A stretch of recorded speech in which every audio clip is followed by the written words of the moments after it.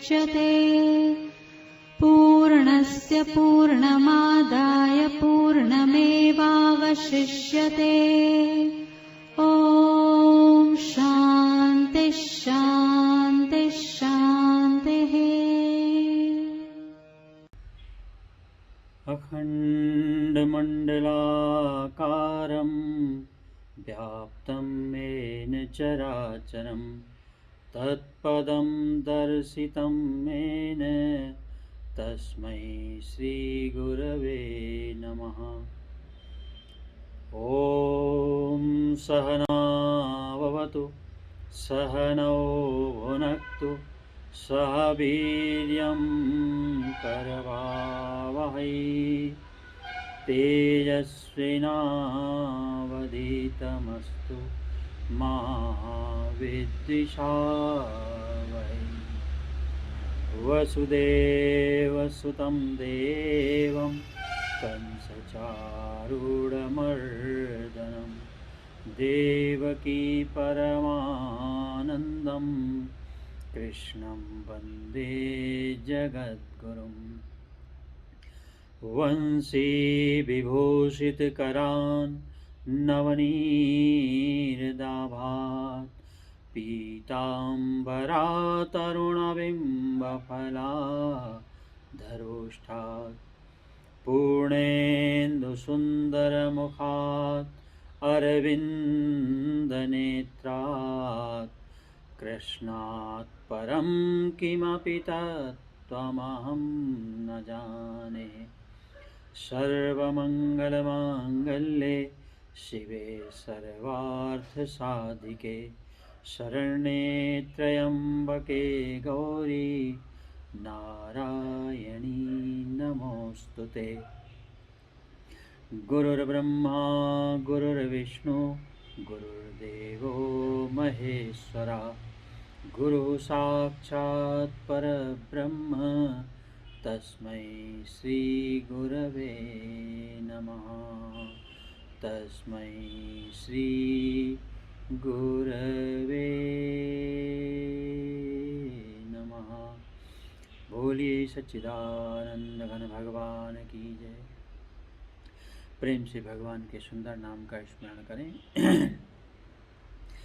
ओम मंगलम ओंकार मंगलम ओम मंगलम ओंकार मंगलम ओम मंगलम ओंकार मंगलम ओम मंगलम ओंकार मंगलम ओम मंगलम ओंकार मंगलम ओम मंगलम ओंकार मंगलम। ब्रह्ममंगलम ब्रह्माकार मंगलम ब्रह्ममंगलम ब्रह्माकार मंगलम ओम मंगलम ओंकार मंगलम ओम मंगलम ओंकार मंगलम। विष्णुमंगलम विष्णुकार मंगलम विष्णुमंगलम विष्णुकार मंगलम ओम मंगलम ओंकार मंगलम ओम मंगलम ओंकार मंगलम। शिवमंगलम शिवाकार मंगलम शिवमंगलम शिवाकार मंगलम ओम मंगलम ओंकार मंगलम ओम मंगलम ओंकार मंगलम। ब्रह्ममङ्गलं ब्रह्मज्ञानमङ्गलं ब्रह्ममङ्गलं ब्रह्मज्ञानमङ्गलं ॐ मङ्गलम् ओंकारमङ्गलम् ॐ मङ्गलम् ओंकारमङ्गलम् तत्त्वमङ्गलं तत्त्वज्ञानमङ्गलं तत्त्वमङ्गलं तत्त्वज्ञानमङ्गलं ॐ मङ्गलम् ओंकारमङ्गलम् ॐ मङ्गलम् ओंकारमङ्गलम्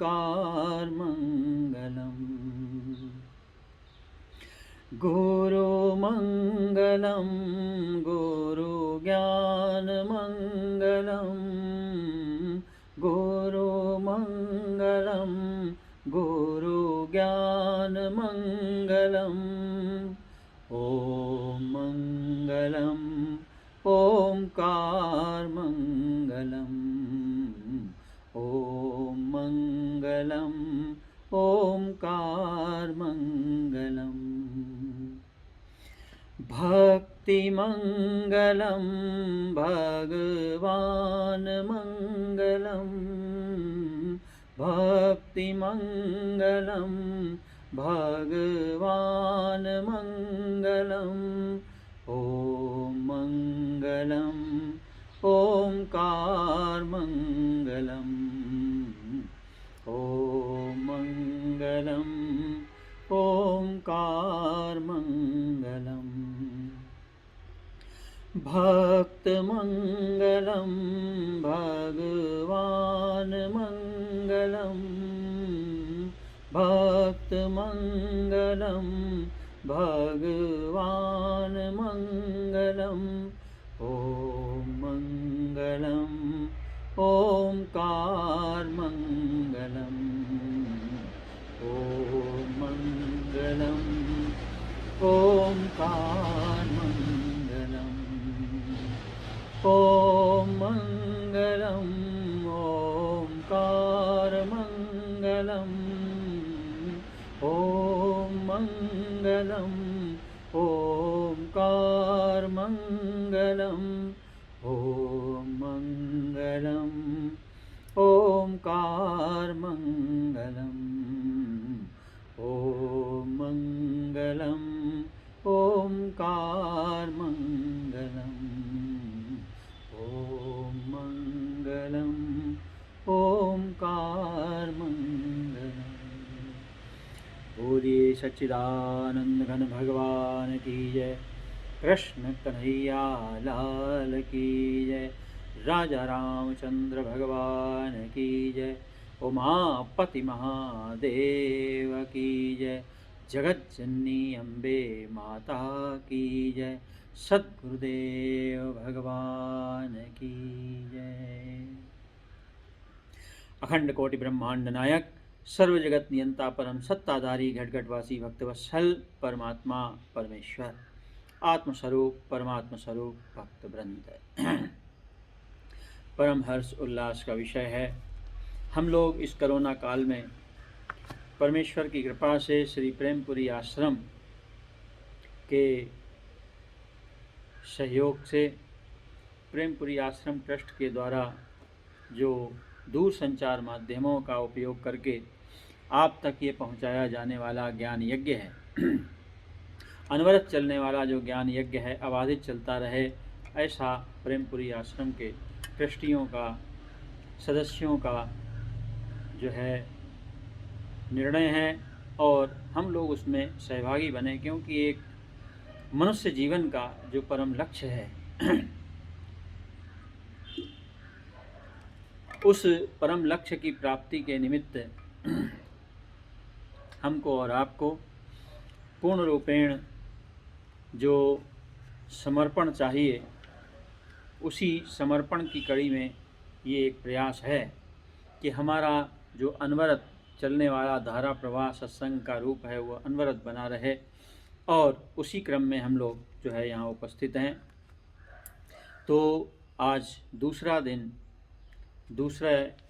इस सत्र का दूसरा दिन है, और जैसा कि हमने निर्णय लिया था कि प्रातःकालीन सत्र में प्रेमपुरी आश्रम के स्वामी श्री पूज्य चरण प्रातः स्मरणीय स्वामी श्री प्रेमपुरी जी महाराज के द्वारा रचित जो ब्रह्मास्मि माला है उसका एक श्लोक और अर्थ जो 5 श्लोक का पाठ किया जाता था, उसमें हम लोग जो है आज दूसरे श्लोक का पाठ करेंगे और उसका अर्थ का श्रवण करेंगे, क्योंकि अर्थ के श्रवण से हमारे अंदर एक सुंदर भावना का जन्म होता है। तो आइए। नमस्कारो नमस्कर्ता नमस्कार्यो नमस्कृति नमस्करण साध्यम यत्सर्वं ब्रह्मास्मि नम्रतः। नमस्कार, नमस्कार करने वाला, जिसको नमस्कार करना है वह देव विशेष, नमस्कार का साधन और नमस्कार से सिद्ध होने वाला साध्य, ये सब ब्रह्म हैं, और नम्र हुआ मैं भी ब्रह्म हूँ। अर्थात पूर्ण रूपेण ब्रह्म ज्ञान को समर्पित ये ब्रह्मास्मि माला 108 श्लोकों की। तो कहने का तात्पर्य ये है कि महाराज श्री के द्वारा हमारा जो मुख्य लक्ष्य है, जैसा कि हमने कल चर्चा का विषय बनाया था, गीता जी का विषाद योग हमारे अंदर जो है माध्यम था, और उस माध्यम से हमने जो है पूर्ण रूपेण ये समझने की चेष्टा की मनुष्य जीवन का एकमात्र लक्ष्य अपने निज स्वरूप की प्राप्ति है, संसार को समझना नहीं है। संसार के सुख दुख रूपी जो नाटक हैं ये अनवरत ज्यों के त्यों चलते रहेंगे, इनका कभी अंत होने वाला नहीं है। ये परिवर्तनीय संसार है। आज जो राजा है कल वो रंक होगा, जो आज रंक है वो कल राजा होगा। ये आपका अपना अनुभव है इस संसार में। जो आज बसे हुए नगर हैं, शहर हैं, देश हैं, कल वो वीरान होंगे। जो वीरान थे वो बस रहे होंगे। साक्षात अमेरिका इसका उदाहरण है। आज से हजारों लाखों साल पहले भारत भूमि ज्ञान विज्ञान से संपन्न थी, जब अमेरिका का कोई पता ठिकाना नहीं था। आज वही अमेरिका विश्व की परम शक्ति माना जाता है। तो मित्रों, कहने का तात्पर्य यह है कि विषाद, ये जो हमारे समक्ष कोरोना काल उपस्थित हुआ और इसकी जो भयावह त्रासदी हमको देखने को मिल रही, संपूर्ण विश्व का आवागमन, आर्थिक व्यवस्था बड़े बड़े देशों की चौपट होने की कगार में है। ऐसी अवस्था में मनुष्य क्या करे और क्या न करे, और दूसरी तरफ एक देश दूसरे देश को खा जाने के लिए लालायित है। ठीक वही स्थिति, जो स्थिति महाभारत में अर्जुन के समक्ष थी, वही स्थिति हमारे समक्ष है। और श्रीमद् भगवद गीता, जैसा कि मैंने आपको पहले बताया था, बुद्धि और आत्मा का अंतर्द्वंद है। एक शाश्वत सत्य है और एक क्षणिक सत्य है। बुद्धि जो क्षणिक सत्य होकर संसार के संग जीवित है और संसार के संग ही समाप्त हो जाती है, लेकिन संसार के पहले, संसार के मध्य में और संसार के समाप्त होने के बाद भी जो है उसका नाम है आत्मा। और वो आत्मा, वो परम प्रकाशित अनंत शक्ति, अनंत चैतन्य कभी भी समाप्त होने वाला नहीं है, हमेशा रहने वाला है। तो अर्जुन विलाप कर रहा है संसार की स्थितियों को देखकर। हम आप जब भी अज्ञानावस्था में होते हैं तो हम अर्जुन की तरह इस संसार को देखकर सुखों की प्राप्ति होने पर हम प्रसन्न चित्त हो जाते हैं, और दुखी होने पर अर्जुन की तरह विलाप करने लगते हैं, शक्तिहीन अनुभव करते हैं। तरह तरह की बीमारियां हमारे शरीर में जन्म ले लेती हैं। लेकिन जब आप अध्यात्म में गुरु की शरण में जाते हैं, सत्य की शरण में जाते हैं, जब उस परमेश्वर की आवाज़ आपको अंतःकरण में बैठे हुए की सुनाई देने लगती है, तब आपको बोध होता है, ज्ञान होता है। यही हमारा विषय है, पहला अध्याय और दूसरा अध्याय।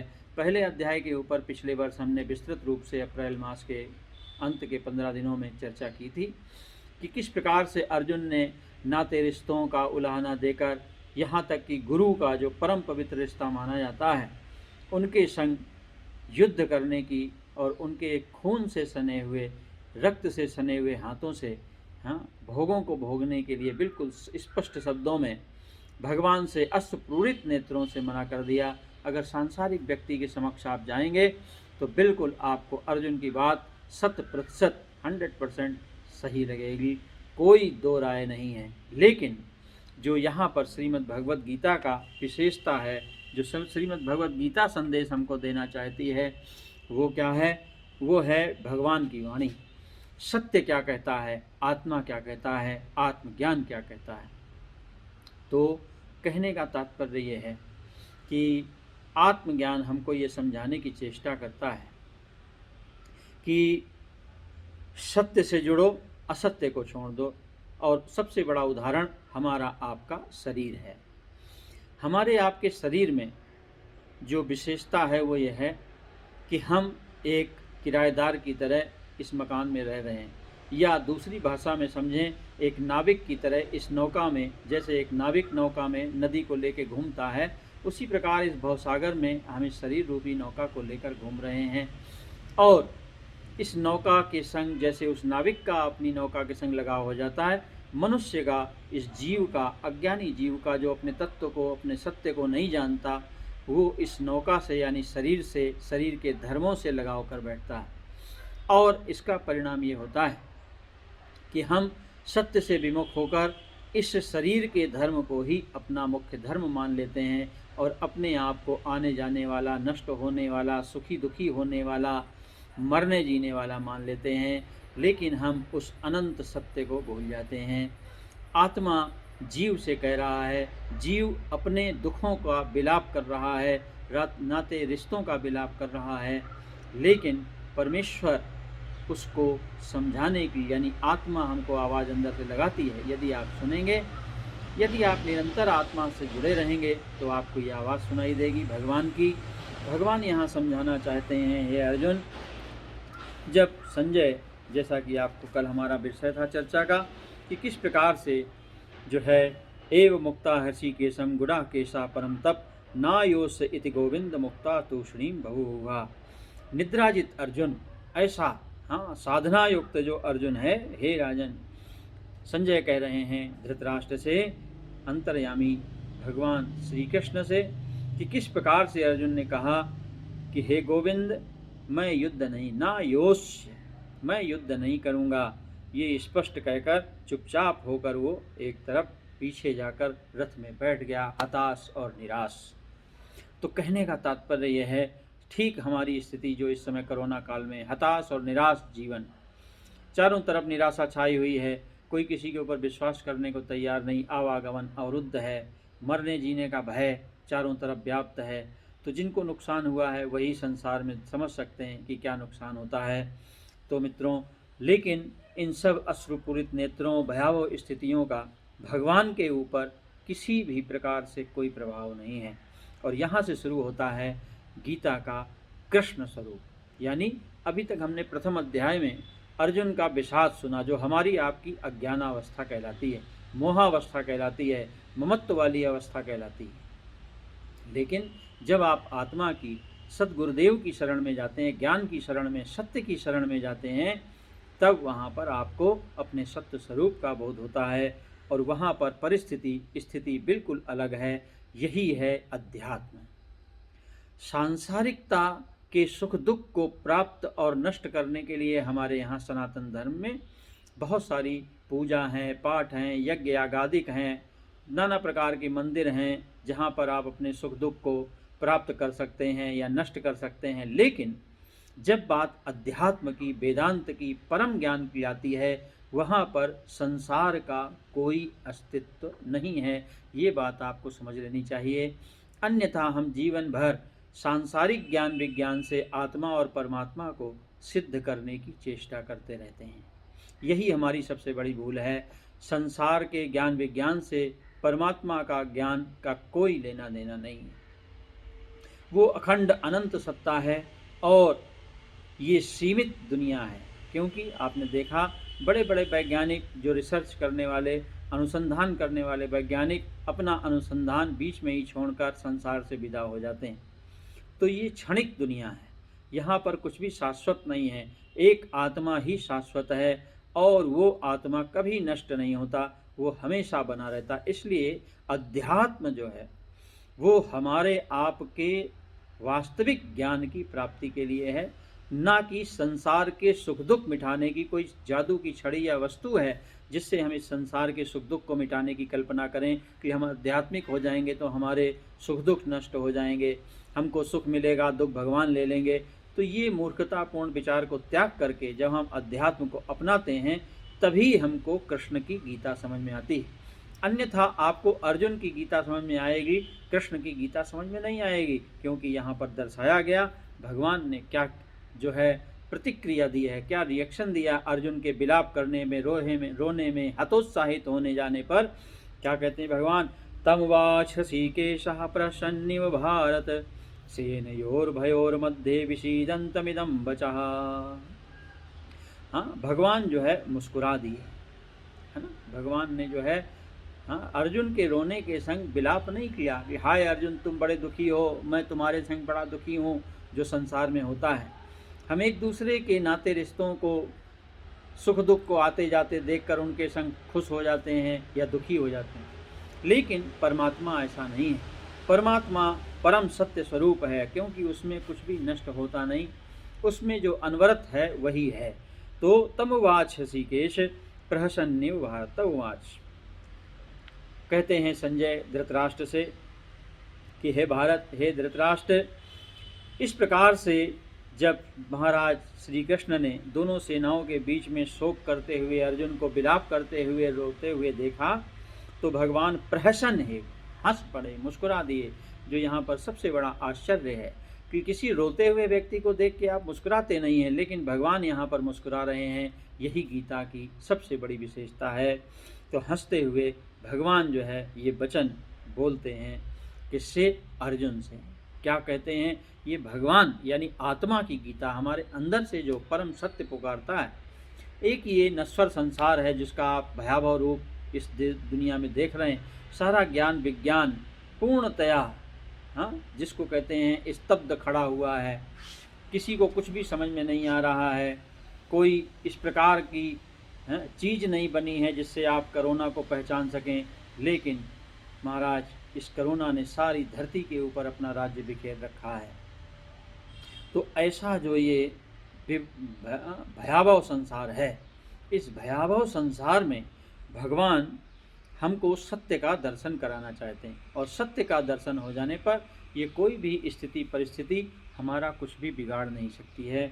तो जो सबसे बड़ी विशेषता है इस श्रीमद् भगवद गीता की, इसीलिए मैं आपसे बारंबार प्रार्थना कर रहा हूँ कि अब हम भगवान की वाणी, यानी अभी तक तो हमने अर्जुन की वाणी को समझने का प्रयत्न किया।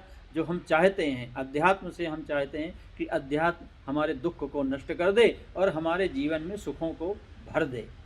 तो वास्तविकता में इस संसार में सुख दुख नाम की कोई चीज़ है नहीं। पहले भी आपको बहुत बार बताया है, पुनः एक बार समझ लीजिए कि इस दुनिया में न सुख नाम की कोई चीज़ है, न दुख नाम की कोई चीज़ है। ये सब हमारी आपकी मन की कल्पना है। जब आपकी मन की कल्पना किसी चीज़ को सुख रूप देखती है तो आप कहते हैं मुझे सुख मिला। जब वही कल्पना आपकी जो है किसी चीज़ को दुख रूप देखती है तो आपको लगता है कि हम दुखी हैं।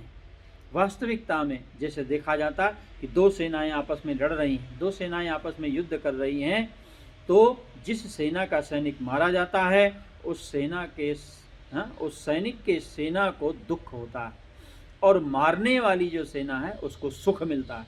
जितने ज़्यादा सैनिक मारे जाएं, मारने वाली सेना को सुख मिलता है, और मरने वाले जो सेना जिसके सैनिक मर रहे हैं उनको जो है कष्ट यानी दुख की प्राप्ति होती। तो वास्तविकता में सुख दुख नाम की कोई चीज़ है नहीं। ये सब हमारी आपकी मनोकल्पना के ऊपर निर्भर है कि हमारी किस चीज़ के संग लगाव, किस चीज़ के संग आसक्ति, किस चीज़ के संग मेरापन है। जब आपका मेरापन मिलता है तो आप उसको सुख बोलते हैं। जब आपका मेरापन नष्ट होता है, मैं मेरेपन के नष्ट होने पर आप दुखी हो जाते हैं। और यही सबसे बड़ी विडंबना है, और इसीलिए भगवान अर्जुन को यहाँ पर ज्ञान दे रहे हैं कि इस सुख दुख की दुनिया से ऊपर उठो। ये जो जय पराजय की दुनिया है, लाभ हानि की दुनिया है, मान अपमान की दुनिया है, ये सत्य की दुनिया नहीं है, ये असत्य की दुनिया है, ये असत्य के धर्म है। असत्य के धर्म से तुमको कुछ भी हासिल होने वाला नहीं है, क्योंकि ये शरीर नष्ट हो जाएगा, शरीर के धर्म नष्ट हो जाएंगे, इनके संग लाभ हानि सुख दुख जय पराजय सब नष्ट हो जाएगा। सोना पहनने वाला चला जाता है और सोना वहीं का वहीं पड़ा रहता है। हमारा कहने का तात्पर्य यह है कि ये सब हमारे जो भ्रम हैं इनको नाश करने के लिए ही भगवान ने द्वितीय अध्याय में अर्जुन को ज्ञान देना प्रारंभ किया है। तो आइए, सबसे पहला ज्ञान अर्जुन ने क्या दिया, जो हमारी स्थिति है। देखिए, अर्जुन कोई और नहीं है, ये हम अज्ञानी जीवों का ही जो है स्थिति को यहाँ पर दर्शाया गया है। अशोच्यानानवशोचस्त्वं प्रज्ञावादांश भाससे गतासून गतासूंश्च नानुशोचन्ति पंडिता। भगवान ने अर्जुन से सबसे पहले हंसते हुए कहा कि वाह अर्जुन। अर्जुन सोच रहा है कि भगवान मेरे संग गले से लिपट कर रोएंगे कि हाय अर्जुन, तुम बिल्कुल सही कह रहे हैं, बड़ा दुख है, तुमको भी बड़ा दुख है और मुझे भी बड़ा दुख है। लेकिन वो बेचारा जो है ये सोचने के लिए मजबूर हो गया कि मैं रो रहा हूँ और भगवान हंस रहे हैं। क्यों हंस रहे हैं? भगवान यहाँ पर समझा रहे हैं, अशोच्यानानवशोचस्त्वं। अक्सर हम जो चिंताएं करते हैं, जो हमारा चिंता करने का स्वभाव है, भगवान उसको सबसे पहले समझाना चाहते हैं। अशोच्यान, जो शोक करने योग्य नहीं है। देखिए, हमारी अपनी जीवन की स्थिति को समझने की चेष्टा करें। जो कुछ भी मनुष्य के लिए शोक करने योग्य नहीं है, उसके लिए तू शोक कर रहा है। जैसे धन के लिए शोक करना, संपत्ति के लिए शोक करना, नाते रिश्तों के लिए शोक करना, ये जो हमने शोक करने की अपनी आदत डाल दी है। और दूसरी तुम्हारी जो सबसे बड़ी विशेषता दिखाई दे रही है, एक तो तुम शोकाकुल हो और दूसरे प्रज्ञावादांश भाषा से। दूसरा तुम्हारी विशेषता अर्जुन ये है कि तुम पंडितों की भाषा बोल रहे हो। जैसा लगता है तुमको सारा ज्ञान है लेकिन रो रहे हो, ऐसा समझ में नहीं आता। अर्जुन कहते हैं मेरी समझ में बात ये नहीं आती, भगवान कहते हैं मुझे ये समझ में नहीं आता कि एक तो तुम परेशान हो, शोकयुक्त हो और बातें तुम्हारी बहुत बड़ी बड़ी हैं, ऐसा नहीं करूँगा, ऐसा होगा, वैसा हो जाएगा। हाँ, जिसको कहते हैं वर्ण संकर पैदा होंगे, युद्ध होगा, लोग मरेंगे, स्त्रियां जो है वैधव्य को प्राप्त हो जाएंगी, फिर उनके ऊपर विजाति वाले कब्जा कर लेंगे, फिर वर्ण संकर संतानें होंगी, ना जाने क्या क्या सोच डाला, ऐसा होगा वैसा होगा, जैसा हम लोगों की आदत होती है।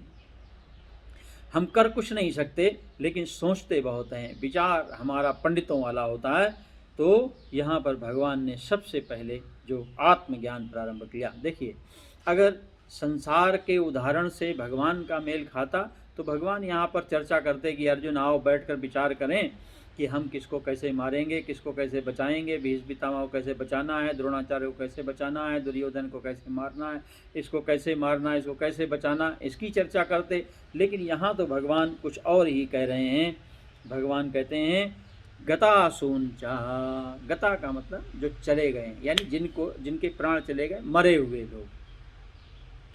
अगतासूंच, जिनके प्राण नहीं, यानी जो जीवित हैं।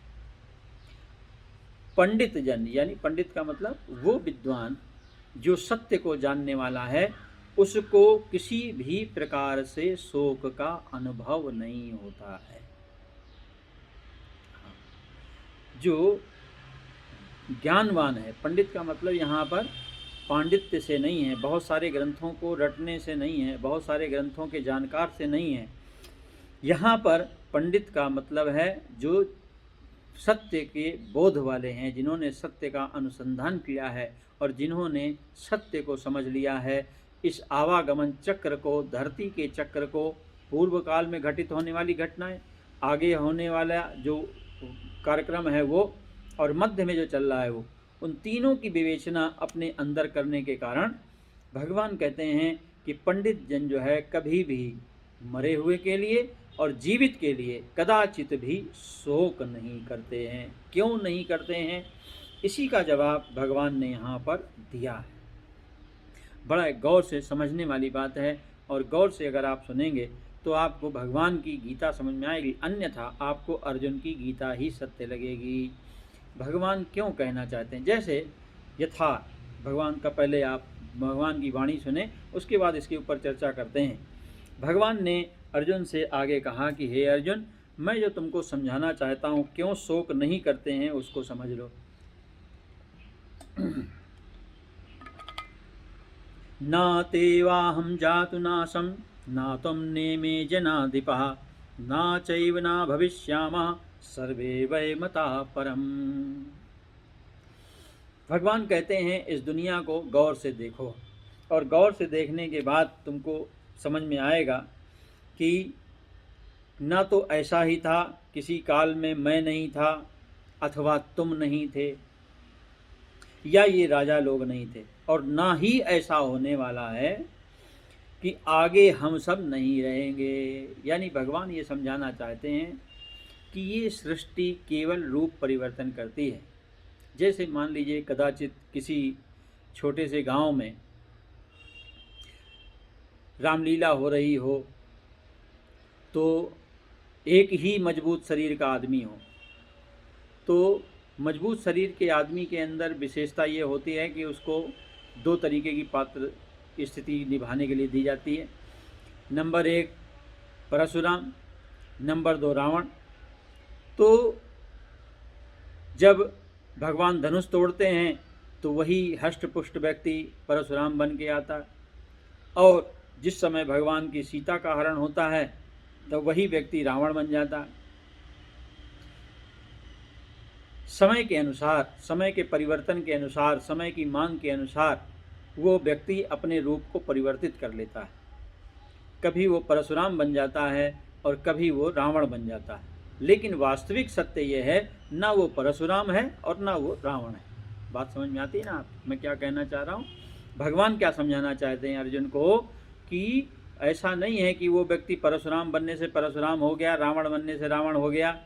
वो तो कला राम है या जानकी राम है या जो भी उसका नाम है, रामलाल है, कुछ भी कर लो आप, जो भी नाम उसका है, वो रामलाल नाम का व्यक्ति समय आने पर परशुराम बन जाता है और समय आने पर रावण बन जाता है। भगवान जो यहाँ अर्जुन को समझाना चाहते हैं कि हर काल में मैं, यानी आत्मा हर काल में स्थित है, और जब आत्मा हर काल में स्थित है तो उसकी माया भी हर काल में, यानी जो जिसको हम जगत कहते हैं। शंकराचार्य जी से किसी ने पूछा कि महाराज सृष्टि कब हुई, तो उन्होंने कहा जब से आत्मा है ना, जब से आत्म तत्व है तब से ये सृष्टि है, यानी तब से माया है। माया आत्मा के संग एक रूप हो रही है, और इसका परिणाम है कि हम उसी व्यक्ति को कभी हम परशुराम रूप में देखते हैं, कभी हम रावण के रूप में देखते हैं, लेकिन सत्य स्वरूप में वो रामलाल है, ना वो परशुराम है ना रावण है। भगवान अर्जुन को समझाना चाहते हैं कि हर काल में तुम भी ज्यों के त्यों थे और मैं भी ज्यों का त्यों था, और जो राजा लोग हैं ये भी ज्यों के त्यों थे। इनको कभी भी किसी प्रकार से कभी ये नष्ट नहीं हुए। दुख उसका किया जाता है जो चीज़ नष्ट होती है, जो चीज़ हमेशा बनी रहती है उसके लिए कभी दुख नहीं किया जाता। तो यहाँ पर भगवान जो हमको आपको समझाने की चेष्टा कर रहे हैं, यानी हमारी अंतरात्मा हमको जो समझा रही है, जिसकी आवाज़ को हम कभी सुनते नहीं हैं, हम केवल अपने अंदर की आवाज़ को सुनते हैं। और हमारे अंदर की आवाज़ क्या है कि ये संसार नष्ट होने वाला है, हाय मैं बर्बाद हो जाऊंगा, हाय मुझे ये मिल जाएगा, मैं बड़ा सुखी हो जाऊंगा। रात दिन इन्हीं कल्पनाओं के संग हम अपने जीवन को जीने की चेष्टा करते हैं, और अगर इनमें से हमारी कल्पना के अनुसार हमारे मन मुताबिक कोई चीज़ मिल गई तो हम अपने आप को बड़ा सुखी मान लेते हैं, प्रभु की कृपा, गुरु की कृपा मान लेते हैं, है ना। लेकिन अगर मान लीजिए कि वो चीज़ प्राप्त नहीं हुई, दुख हुआ, तो हम बड़े दुखी हो जाते हैं। देखिए आप, एक बड़ी विशेष बात है, बड़े बड़े आपने देखा होगा लोगों को घर के स्वयं भगवान बुद्ध जो है इस चीज़ के उदाहरण है।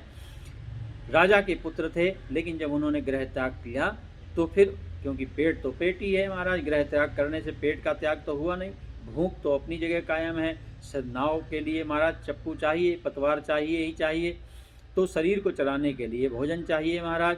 तो राजकुमार सिद्धार्थ जी, राजकुमार बुद्ध को जिन्होंने कभी भी दुख को देखा नहीं था, 56 व्यंजन नित्य प्रति जिनका इंतजार करते थे, वही राजकुमार एक किसी झोपड़ी के आगे या किसी ऐसे दरिद्री के आगे जिनके पास स्वयं खाने की रोटी नहीं, उनके घर के आगे खड़े होकर भिक्षा मांग रहे हैं, भिक्षाम देहि, और उस भिक्षा को ग्रहण कर रहे हैं। तो देखिए, जिनके अंदर थोड़ा बहुत भी वैराग्य या ज्ञान के प्रति लालसा है, उनको किसी प्रकार का दुख या अपमान अनुभव नहीं होता, वरना वो तुरंत लौट करके राजमहल में आ जाते और अपने पिता से लिपट कर, अपनी घरवाली से, धर्म पत्नी से लिपट कर रोने लगते, विलाप करने लगते।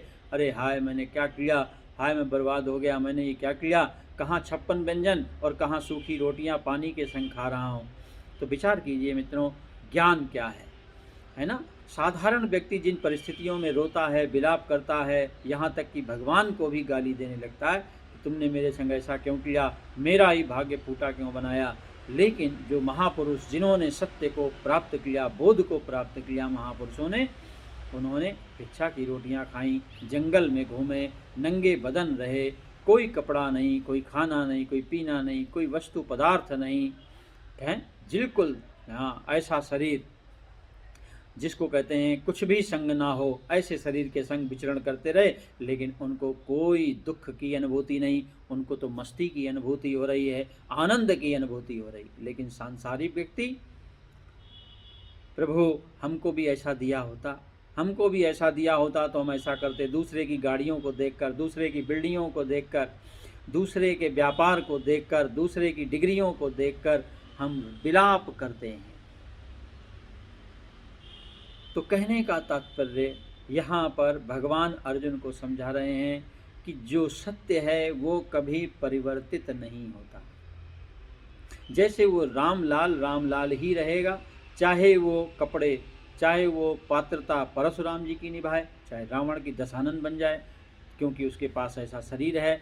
उस गांव में ऐसा कोई शरीर है ही नहीं जिससे वो महाराज अपने आप को जो है दूसरे पात्र को जो है वो पात्रता का जो है कार्य करने का अवसर दे सकें। एक ही व्यक्ति परशुराम बनता है, एक ही रावण बनता है। भगवान यहाँ पर अर्जुन को समझाना चाह रहे हैं कि यही राजा लोग जो कभी तुम्हारे संग रहते थे या कभी तुम्हारे संग जो है समक्ष मरेंगे या मृत्यु को प्राप्त होंगे, ऐसा नहीं है कि ये मरने के बाद पुनः जीवित नहीं होंगे या पुनः नहीं आएंगे। हम सब ज्यों के त्यों थे, आगे भी हैं और रहेंगे भी। तो यहाँ पर भगवान ने उसी चीज़ को पुनः समझाने की चेष्टा की है कि किस प्रकार से अर्जुन समझने की चेष्टा करो। देहिनोऽस्मिन् यथा देहे कौमारं यौवनं जरा तथा देहांतर प्राप्तिर्धीरस्तत्र न मह्यते। भगवान ने अर्जुन के मोह का संहार करने की यहाँ पर चेष्टा की है कि किस प्रकार से अर्जुन देहिनो अस्मिन् यथा देहे, अपने ही शरीर का भगवान ने उदाहरण दिया, क्योंकि जो उदाहरण हमारे पास सबसे सटीक होता है वो हम स्वयं हैं कि हमारे शरीर में क्या क्या हो रहा है हमको अपने बारे में जानना चाहिए। कि जैसे ये जीवात्मा, देखिए बहुत बहुत ही सुंदर, बहुत जोरदार, बहुत विशेष उदाहरण है, स्पेशल उदाहरण है ये जीवात्मा है ना। पहले तो हम अपने आप को समझें कि ये शरीर हम नहीं हैं, हम इसके अंदर रहने वाले एक किराएदार हैं। और ये किराएदार कैसा है, जिसका नाम है जीवात्मा, जो अपने आप को मरने जीने वाला, सुखी दुखी होने वाला, मान अपमान वाला, यानी कभी अपने आप को सम्मानित अनुभव करता है, कभी अपने आप को अपमानित अनुभव करता है। तो ये जीवात्मा जिस प्रकार से आप अपने जीवन को देखें, भगवान कहते हैं कौमारम, सबसे पहले जब हम देह में आए तो हमने अपनी कौमार्य अवस्था को भोगा, है ना। तो जब हमने अपनी कौमार्य अवस्था को भोगा तो हम बालक कहलाए महाराज। हम अपने आप को बालक कहते थे, हम अभी तो बच्चे हैं महाराज, ऐसा हम अनुभव करते थे। लेकिन हमारी निगाह कहाँ होती थी, हम देखते थे महाराज युवा अवस्था की तरफ, कब हम बड़े होंगे, कब हम बड़ों की तरह बड़े बड़े कार्य करेंगे। और इसका परिणाम ये हुआ कि इस शरीर ने अपना रूप परिवर्तित किया और हमको युवा अवस्था, यौवनम, भगवान कहते हैं हमको युवा अवस्था प्राप्त। देखो क्या कमाल की बात है। वही बालक जो बहुत सारी अपनी भावनाओं के संग युवा अवस्था की तरफ निहार रहा था, जवान होते ही महाराज अपने माता पिता सब की अवज्ञा करके, अवहेलना करके भुला करके अपनी बचपन की कामनाओं की पूर्ति के लिए वो युवा अवस्था में टूट पड़ा, भागम भाग करने लगा अपनी इच्छाओं को पूरा करने के लिए, अंधा मदांध हो जाता। युवा अवस्था में कैसा हो जाता? वही जीव है जो बालक था, लेकिन युवा अवस्था आने पर शरीर के युवा अवस्था के जब गुण उसके अंदर आए तो महाराज वो भागने लगा, दौड़ने लगा, चारों तरफ युवा अवस्था का अनुभव करने लगा। मैं जवान हूँ, मुझे ये करना चाहिए, वो करना चाहिए, ये प्राप्त कर लूँ, वो प्राप्त कर लूँ, ऐसा वो जीव अपने आप को युवा कर अनुभव करने लगा। उस युवा अवस्था में वो ये भूल गया महाराज अपनी वासनाओं की पूर्ति के लिए, अपनी इच्छाओं की पूर्ति की भागम भाग में, कि ये शरीर एक दिन ये मशीन वृद्ध भी हो जाएगी। देखो भगवान कहते हैं जरा अवस्था, तीसरी अवस्था आ गई हमारे शरीर की, वृद्धावस्था। हाँ, भगवान कहते हैं फिर जरा अवस्था भी किसकी है? उसी जीवात्मा की है। ध्यान दीजिए कितनी विचित्र बात है। ये बूढ़ा हुआ व्यक्ति कोई और नहीं है, ये बूढ़ा हुआ व्यक्ति वही बालक है जो कभी अपने आप को छोटा बच्चा समझकर छोटी छोटे खिलौनों के लिए, मिठाई के लिए या छोटे छोटे जो है उपहारों के लिए रोता बिलखता था। आज वही व्यक्ति अपने अनुभव के संग शरीर में वृद्धावस्था का अनुभव कर रहा है। बूढ़ा हो गया, अब मेरी कोई परवाह नहीं करता, अब मेरी तरफ कोई देखता नहीं, मेरी कोई चिंता नहीं करता, मेरी कोई सुनता नहीं, सब डांट देते हैं। देखो जो अवस्था आपकी बचपन में थी वही अवस्था आपकी अब वृद्धावस्था में है।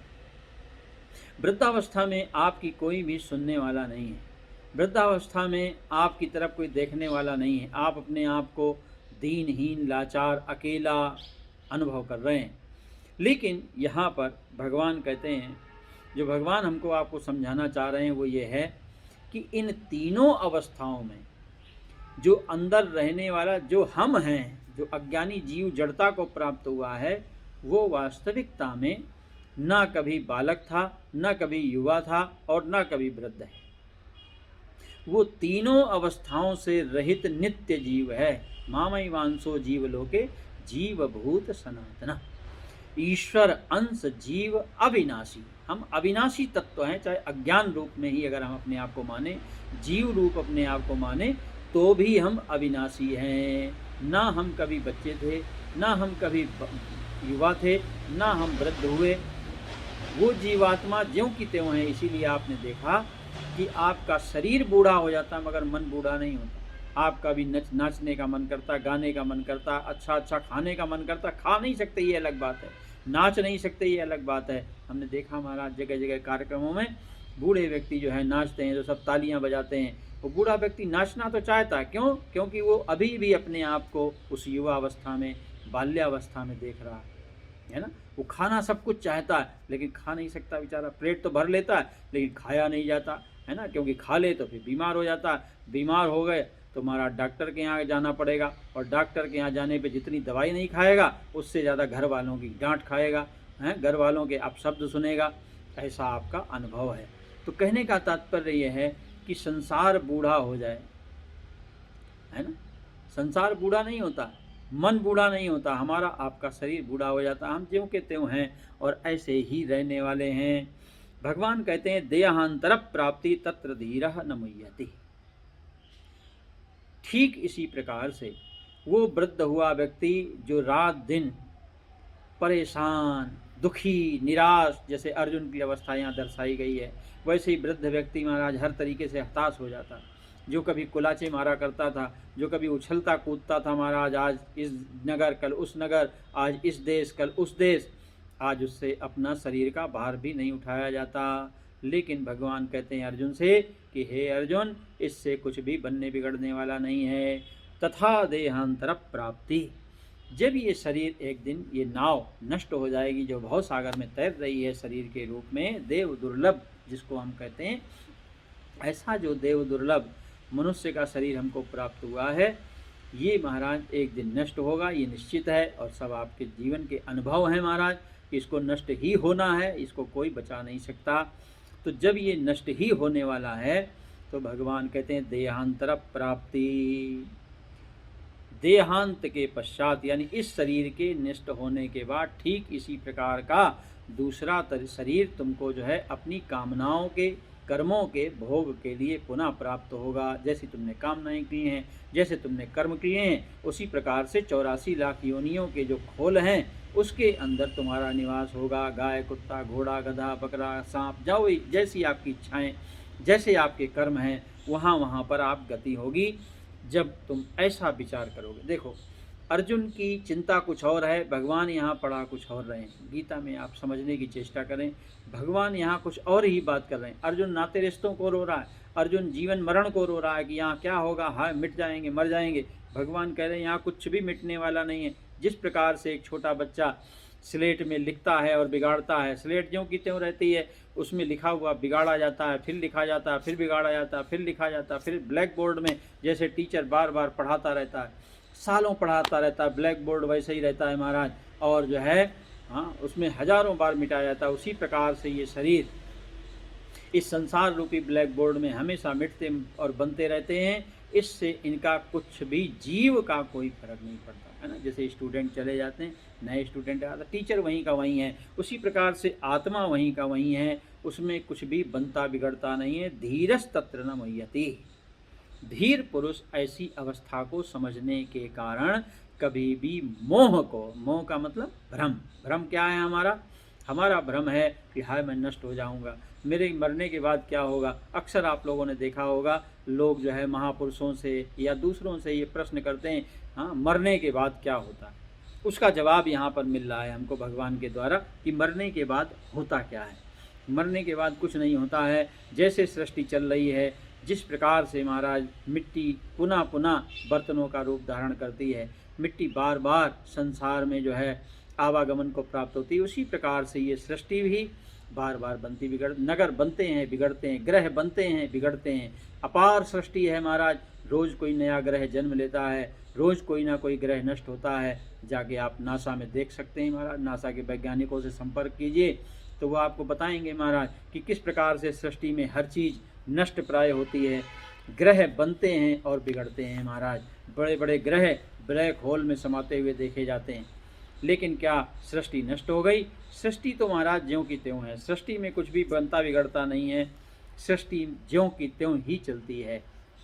तो कहने का भगवान का तात्पर्य है कि अर्जुन, कि जो तुम विलाप कर रहे हो, इस तुम्हारे विलाप करने से ये धरती का नाटक रुकने वाला नहीं है ना। जैसे हमारे आपके विलाप करने से, है ना, किसी भी प्रकार से कोरोना नहीं रुकने वाला महाराज। कोरोना तो अपनी गति से ना जवान देखता है, ना बूढ़ा, ना बच्चा, वो तो महाराज जो उसको करना है कर रहा है, उसको ना कोई वैज्ञानिक, ना नहीं तो डॉक्टर के ऊपर तो विशेष कृपा करे महाराज, है ना।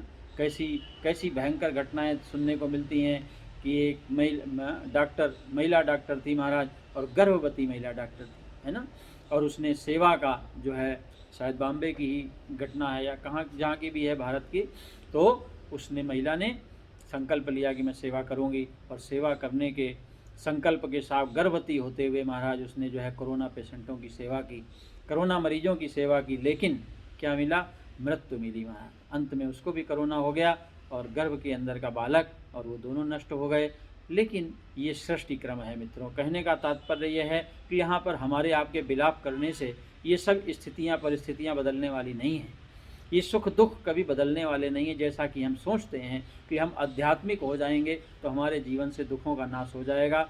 ये सृष्टि क्रम है मित्रों। उस पैदा होने वाली मछली से पूछो जाके, क्या उसकी माँ ने उसको कटने के लिए पैदा किया? लेकिन बेचारी जिस दिन पैदा होती है अगले दिन या उसी दिन पकड़ी जाती है, और फिर उसको काट कर आप अपनी प्लेट में सजाकर, बहुत से जो मांसाहारी हैं उसको स्वादिष्ट व्यंजन के रूप में खाते हैं। और 5 स्टार होटल वाले महाराज उस छोटी सी मछली की सैकड़ों रुपए कीमत वसूलते हैं महाराज। जरा देखिए, किसी के लिए दुख है और किसी के लिए कैसा सुख है महाराज। किसी के लिए जिह्वा का सुख है, किसी के लिए पैसों का सुख है, लेकिन एक ने अपनी जान गंवाई जिह्वा के स्वाद के लिए, किसी के जो है जेब के स्वाद के लिए। मित्रों, कहने का तात्पर्य ये है, यही सृष्टि क्रम है। ये सृष्टि क्रम कभी बदलने वाला नहीं है। यहाँ कुछ भी नष्ट होने वाला नहीं है, केवल नष्ट होता हुआ दिखाई देता है। भगवान क्या क्या समझाना चाहते हैं, इसकी चर्चा हम कल करेंगे, आगे बढ़ाएंगे इस प्रसंग को। कल जो है हम आधे घंटे का सत्संग होगा और परसों भी आधे घंटे का, क्योंकि कल जो है महाराज श्री पूज्य प्रातः स्मरणीय गणेशानंद जी महाराज का प्राकटोत्सव मनाया जाएगा। उसके ऊपर थोड़ी सी चर्चा करके अपने विषय को आगे बढ़ाएंगे। और जो है परसों महाराज श्री जिन्होंने प्रेमपुरी आश्रम के सत्संग जो है सत्संग के कार्यक्रम को पूर्णतया विकसित किया, बढ़ाया और वटवृक्ष का जन्म दिया, तो स्वामी श्री अखंडानंद जी का जो है आराधन महोत्सव यानी निर्वाण दिवस मनाया जाता है। तो उसके ऊपर भी चर्चा करते हुए आधे घंटे का, और हम आपको अपने गंगा दर्शन का जो है प्रयास करेंगे, जहाँ पर मैं 35 वर्षों से निवास कर रहा हूँ। तो उस गंगा तट का भी आपको आनंद दिया जाए। तो माता गंगा ने शरण दी, उसका भी हम आनंद लेंगे। तो आइए अंत में प्रार्थना करते हुए, एक दिन हम प्रार्थना करेंगे और एक दिन आपको अंत में भजन सुनाएंगे। तो इस प्रकार से हम 14 दिन के कार्यक्रम को, आज दूसरा सोपान है। तो आइए प्रेम से भगवान का सुंदर जो है बोलिए सच्चिदानंद घन भगवान की जय।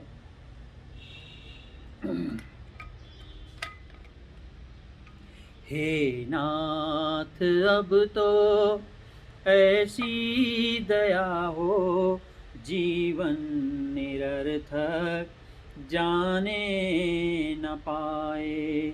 हे नाथ अब तो ऐसी दया हो, जीवन निरर्थक जाने न पाए। ये मन न जाने क्या क्या कराए, कुछ बन न पाया अपने बनाए। ये मन न जाने क्या क्या कराए, कुछ बन न पाया अपने बनाए। संसार में ही आसक्त रहकर दिन रात अपने मतलब की कहकर, संसार में ही आसक्त रहकर दिन रात अपने मतलब की कहकर, सुख के लिए लाखों दुख सहकर ये दिन अभी तक यूं ही बिताए। सुख के लिए लाखों दुख सहकर ये दिन अभी तक यूं ही बिताए। हे नाथ अब तो ऐसी दया हो, जीवन निरर्थक जाने न पाए। ऐसा जगा दो फिर सो न जाऊं, अपने को निष्काम प्रेमी बनाऊं। मैं आपको चाहूं और पाऊं, संसार का भय कुछ रह न जाए। मैं आपको चाहूं और पाऊं, संसार का भय कुछ रह न जाए। हे नाथ अब तो ऐसी दया हो, जीवन निरर्थक जाने न पाए।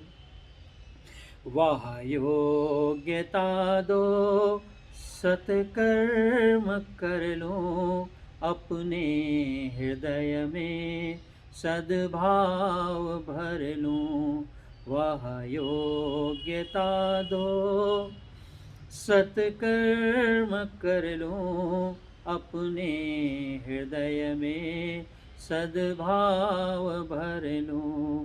नर तन है साधन भव सिंधु तर लूं, ऐसा समय फिर आए न आए। नर तन है साधन भव सिंधु तर लूं, ऐसा समय फिर आए न आए।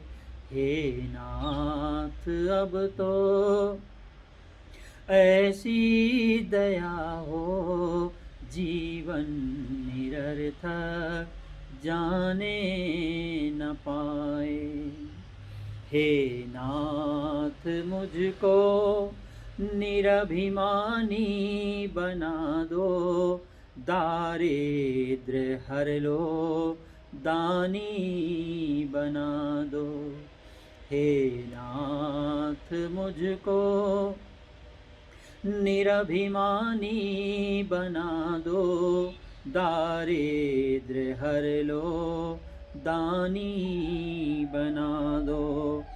आनंदमय बे ज्ञानी बना दो, मैं हूँ तुम्हारी आशा लगाए।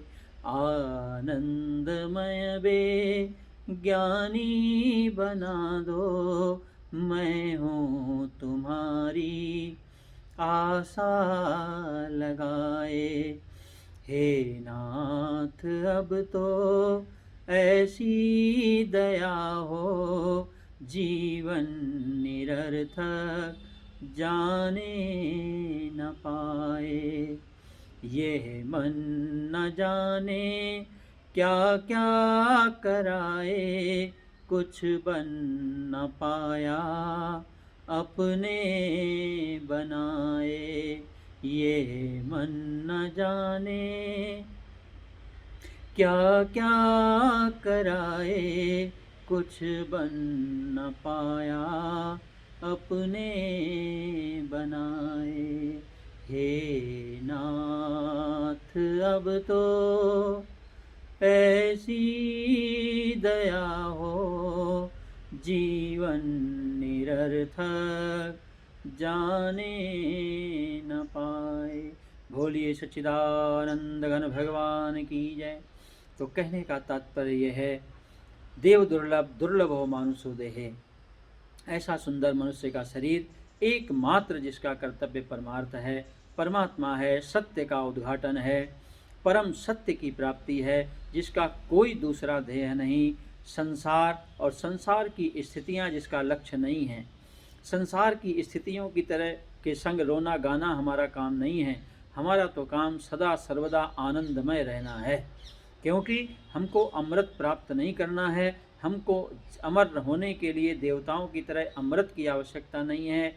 हम स्वयं अमृत के कुंड हैं, स्वयमेव हैं, और स्वयमेव अमृत के आनंद को हम ग्रहण कर सकते हैं यदि हमको भगवान श्री कृष्ण की गीता सुनाई दे रही है।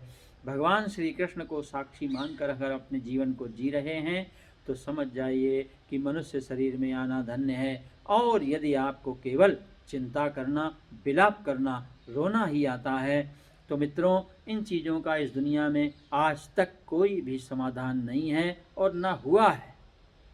अगर ऐसा होता तो कोई राजा कभी मरता नहीं, कोई राजा कभी गरीब नहीं होता, और कोई राजा किसी भी युद्ध में हारता नहीं। तो मित्रों, ऐसा देखा गया कि बड़े बड़े आतताई राजा आए, दुनिया को अपनी मुट्ठी में रखने की कोशिश की, लेकिन कुछ भी हासिल नहीं हुआ। तो इसलिए इस जीवन को निरर्थक ना जाने देना हमारा सर्वोपरि कर्तव्य है। मन तो पता नहीं कहाँ कहाँ आपको लेकर जाएगा, ना जाने क्या क्या करवाएगा, लेकिन इस मन के संग आप घूमेंगे तो अर्जुन की तरह विलाप करेंगे, रोएंगे, चिंता करेंगे। लेकिन यदि आप भगवान श्री कृष्ण की गीता को अपने अंतःकरण में बैठ के सुनेंगे तो महाराज आपको वो प्राप्त होगा जिसकी आप कल्पना भी नहीं कर सकते हैं। अकल्पनीय आनंद, वो अखंड अनंत सत्ता जिसके हम मालिक हैं, जिसको भूल करके एक पागलों की तरह इस संसार में भटक रहे हैं, जिन चीज़ों का कोई अस्तित्व नहीं है। डिग्रियों से अपने आप को महान समझना, संपत्तियों से अपने आप को महान समझना, शारीरिक वैभव से अपने आप को महान समझना, तो ये सब नकली नाटक हैं, ये एक दिन नष्ट होने जाने वाले हैं। तो मित्रों, कहने का तात्पर्य ये है कि भगवान की गीता को समझें। तो कल फिर इस चर्चा को आगे बढ़ाएंगे। सर्वे भवन्तु सुखिनः, सर्वे सन्तु निरामया, सर्वे भद्राणि पश्यन्तु, मा कश्चित् दुःखभाग् भवेत्। ओम शांति शांति शांति।